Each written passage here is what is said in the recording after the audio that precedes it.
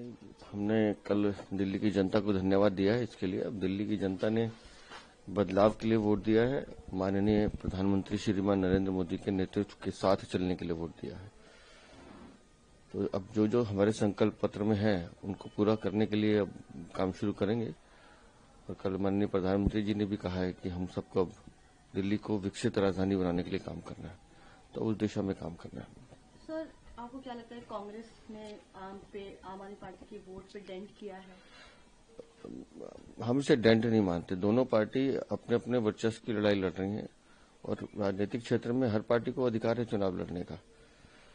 अब अगर ऐसे देखा जाए तो आम आदमी पार्टी ही कांग्रेस के सारे वोट लेकर पार्टी बनी थी, तो अब ये उनको तय करना है कि उनको कैसे अपने पैरों पर खड़ा होना है, लेकिन हम तो दोनों पार्टी को शुभकामनाएं दे सकते हैं। तो इंडिया अलायंस का क्या फ्यूचर है, क्या लगता है? क्योंकि आप कांग्रेस इधर लड़ रही है। नहीं, इंडिया अलायंस नाम की कोई चीज बची नहीं है जी। ये हर जगह इनके झगड़े हैं और ये सब लोग स्वार्थवादी लोग हैं जो भ्रष्टाचार में आकंठ डूबे हुए लोग अपनी अपनी सुविधाओं के हिसाब से ये हाथ मिलाते हैं और हाथ झटक लेते हैं।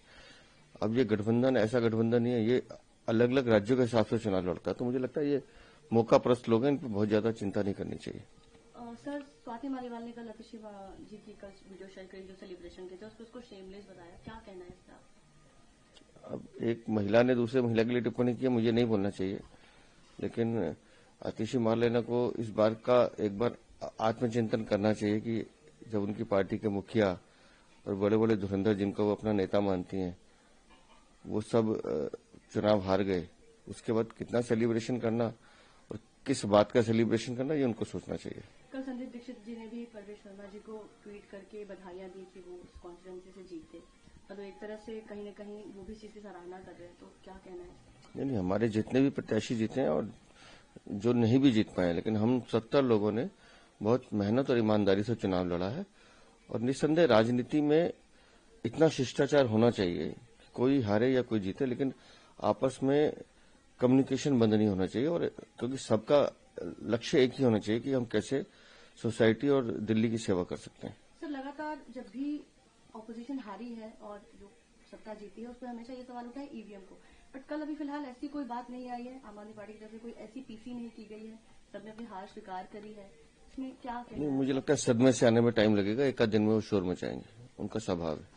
प्रधानमंत्री जी ने कल शाम को बीजेपी मुख्यालय में जो लोगों को एड्रेस किया आप सभी के सामने, और उन्होंने ये बात कही कि जो सीएजी की जो रिपोर्ट है वो दिल्ली असेंबली से पहले होगा। ये हम अपनी चुनावी रैली में भी कह चुके थे कि जैसे ही पहली कैबिनेट की बैठक होगी 14 सीएजी की जो रिपोर्ट है वो विधानसभा पटल पर रखी जाएंगी और जितने भी घोटाले हुए हैं उन घोटालों की जांच के लिए एसआईटी का गठन भी किया जाएगा। सर, गवर्नमेंट कब तक फॉर्म होगी, विधायक दल की मीटिंग और सीएम फेस किसको हम मान सकते हैं? अब ये निर्णय तो हमारे केंद्रीय नेतृत्व को करना है और मुझे लगता है हमारे लिए ये प्रश्न बेमानी है, क्योंकि अब हमारा सबका फोकस विकास के लिए है, दिल्ली को कैसे बेहतर बनाना उस दिशा में काम करेंगे।